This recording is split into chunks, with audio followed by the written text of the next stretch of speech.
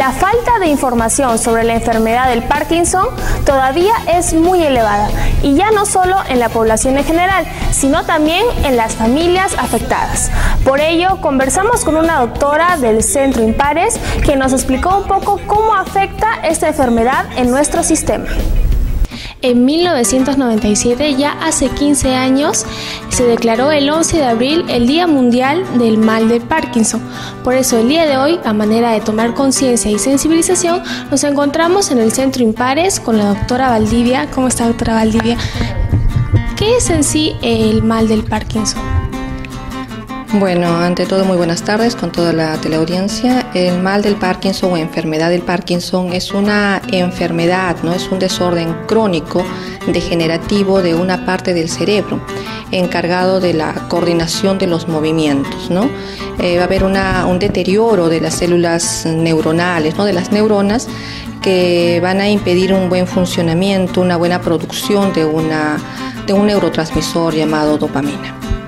¿En qué personas se presenta? ¿Solo en personas mayores o también en los jóvenes?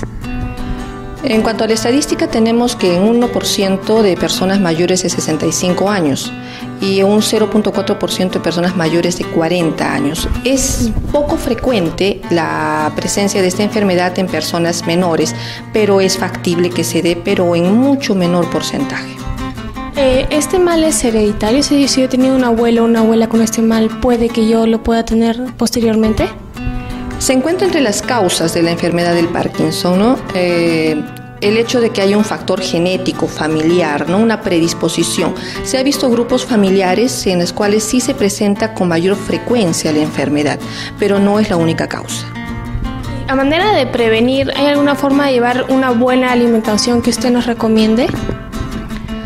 Bueno, la alimentación no tiene nada que ver con la prevención de la enfermedad del Parkinson, más sí de repente algún trabajo, en lo que se desempeñe este paciente, ¿no? De repente es alguien que va a trabajar en chacra, utiliza muchos pesticidas, muchas toxinas, y de repente por ahí hay un factor hereditario y vamos a tener una predisposición, más la presencia de las toxinas o pesticidas que utilice, ahí sí va a presentar la enfermedad, pero como factor predisponente la dieta no la tenemos como causa, ¿no?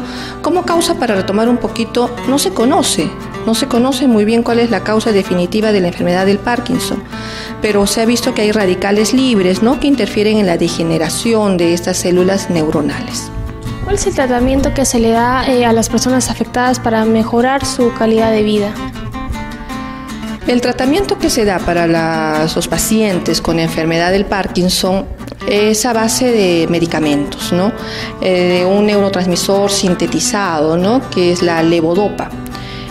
¿Por qué? Porque la dopamina, que es el neurotransmisor que el cuerpo produce, no va a cruzar, ¿no? La barrera hematoencefálica, más esta levodopa, que es una sintética, sí va a cruzar y va a poder controlar los síntomas del paciente, ¿no? Los síntomas son múltiples, entonces se pueden dar una diversidad de fármacos, no solamente uno, sino que controlar cómo se está manifestando la enfermedad.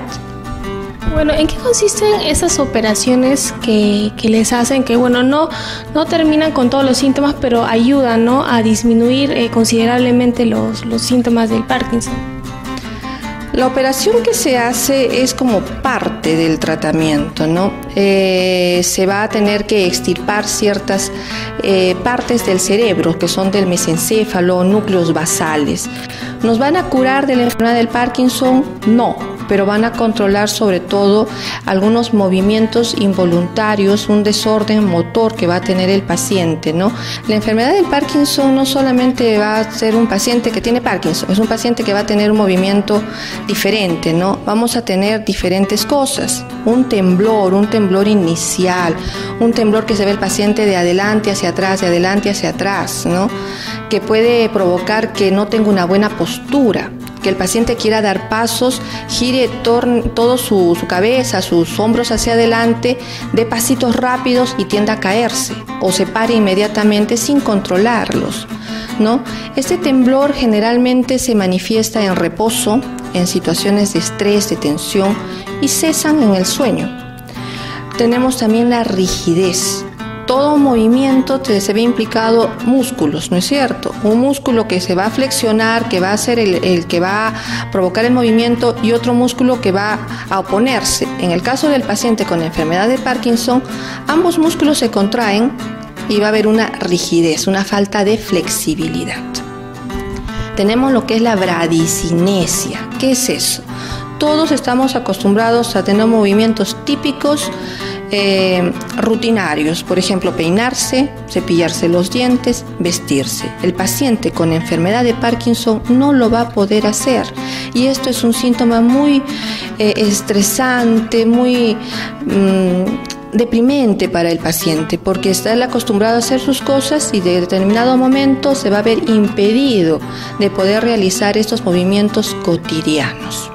Bueno, finalizando, ¿qué tipo de chequeos deberíamos realizarnos y a partir de qué edad? Bueno, fuera saber, ¿no?, de qué persona va a tener una enfermedad de Parkinson o no. No tenemos como diagnóstico marcadores, ¿no? Marcadores que nos van a decir tú vas a tener Parkinson y tú no existen.